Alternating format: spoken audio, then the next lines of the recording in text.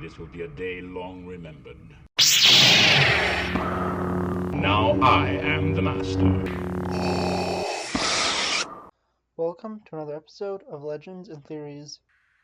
And welcome to my video looking at a bunch of merchandise you get from Lord of the Rings War of the Rohirrim. For these two, I got these at AMC Theaters. And these two, I stopped by a comic book store when I went to go and see a show the day after. And I don't know where else you could get them. Where I got them from was I went to downtown Chicago to see Elf with a Live Orchestra, and there was a comic book store over there. I went to that comic book store and they had both of these sitting there for free. So I have no idea where else you could get them, but the location I went to is called Graham Cracker Comics, and it is a Midwest comic book chain, so I don't know if it will be at other comic book chains or if it was just that specific one, because again, this is something I don't have too much experience with for these, but with this stuff, there is both of these should be at AMC's. I think this is at other theaters because I did see someone buy this alongside a different popcorn bucket. I did not have the option to buy that popcorn bucket at an AMC, which had a different design and a shield as a lid. But I didn't even know this was a popcorn bucket until a few hours ago when I saw a picture online and figured out how to pop it open, although I won't be doing that again after this video because I'm going to print it up as a display piece. So to start off with, the easiest thing, there's this mug, and this is the first thing I got. The mug it's simple, it's plastic and not made out of wood, or else that would have been way, way, way more expensive. You could technically fit a large drink in here, and if you wanted to, you could use this to hold it, although it's not going to be super stable since I think it's like about this much bigger. So you can obviously imagine the weight in that, but it's just a cool collectible thing to have. It has over here Lord of the Rings War of the Rohirrim with the solid gold around it. Could be cool if they had the ring verse put it on there, but because it is referencing Lord of the Rings, but I don't know, I'm a little divided on it. It is a cool thing though. And I'm not going to be using this to drink from. I'm going to use it for display only. Well, yeah, honestly, it's a cool drink cup. Holding from this side, you can't really see it. But holding it from your left hand, you can see the logo. So it's interesting that they didn't put it on both sides. And especially, I think a lot of, well, actually, I don't really, use stuff like this. So I'm not sure if it's typically supposed to be grabbed by the left. Although just naturally it doesn't feel right, all correct to me because I am right-handed. So perhaps it's like this and you're supposed to be showing it off while you're drinking it. Although I think it would have been cool to have the logo on both sides. The next thing I'm going to show off is these posters, because I'd say that this hammer is probably the last thing that could be shown off, which is the coolest. And I'm going to show the other one off first. The first is just a poster of the movie. At the bottom it has Lord of the Rings War of the Rohirrim, only theaters in Christmas. And you can see it in IMAX. And it's kind of hard to hold this out because it is rolled up. And here you have the New Line Cinema and Middle Earth. And then you have Herda, her horse, Wolf, and the legendary Helm Hammerhand. And then they're surrounded down here by the Rohirrim. And then Peter Jackson's name for the name, just to have the name on there to help sell it. Similar to how Nightmare Before Christmas isn't a film directed by Tim Burton, but his name is on it. And then it has the director's name, and I'm probably going to say this really wrong, but it's Kenji Genjimaye, and I know I said it wrong, so I don't know what the correct pronunciation is. But yeah, as I said, Bill Jackson names on there helps sell that this is a Lord of the Rings adaptation directly connected to Jackson and his works. Oh, and then we also have Helm's Deep in the background, which is cool. So yeah, there's a little tear in this because I was trying to get the little cover off that was holding it together, and that caused a small little tear. That problem did happen in the one I really wanted, which is just this incredible and incredibly long map of Rohan.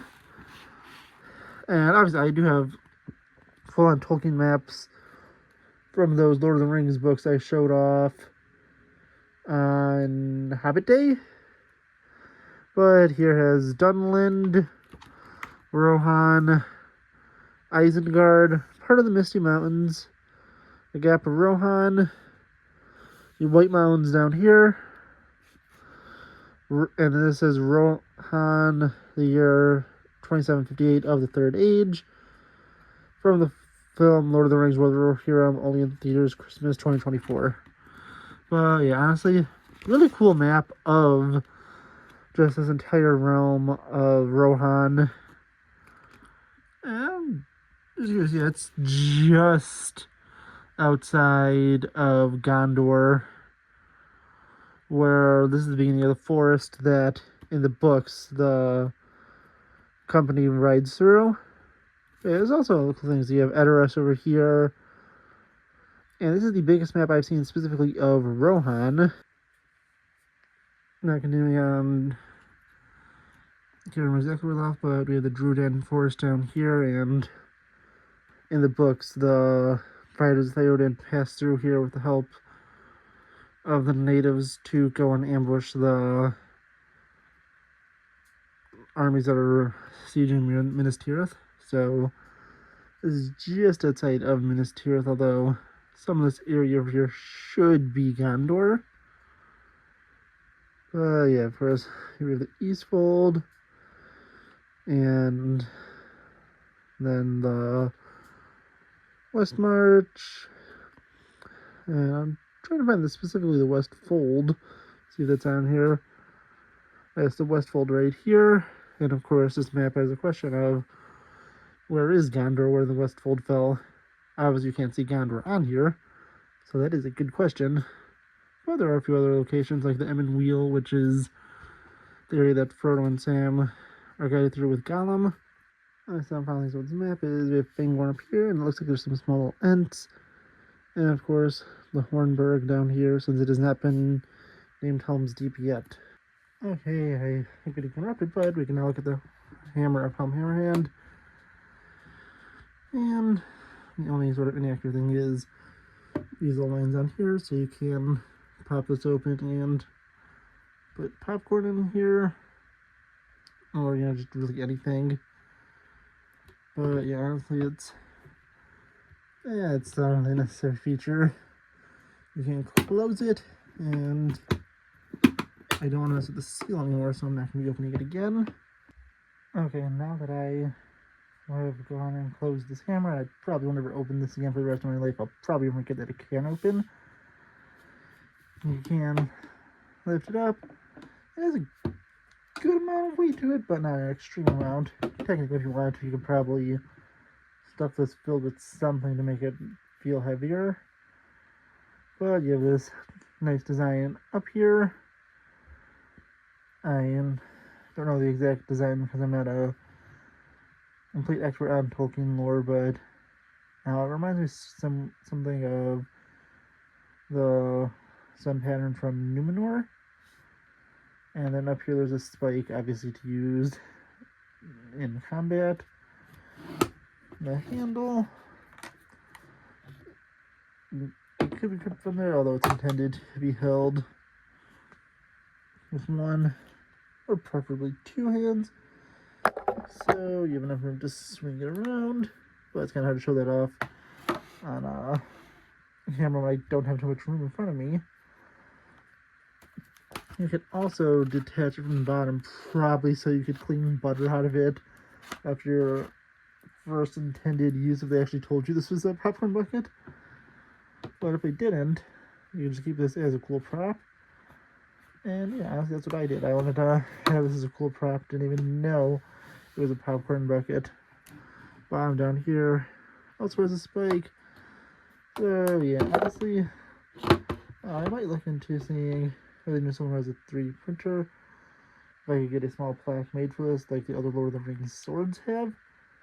And obviously, this is based off of the prop, and to the best of my knowledge, it looks like it is accurately sized, but that's technically impossible for them to make a full accurate prop replica of this since they use no actual prop for the movie.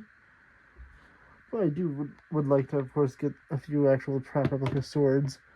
The two I most want is Sting and Andurio. But yeah, honestly, these are all cool items and nice things to have. I enjoyed the movie overall, but you have to watch my review specifically for that. So I don't know what you think. Please let me know in the comments, and also on the next episode of Legends and Theories. Thank you for watching this episode of Legends and Theories. Please subscribe, like the video, share the video, leave a comment, check out the video on screen, and may the Force be with you.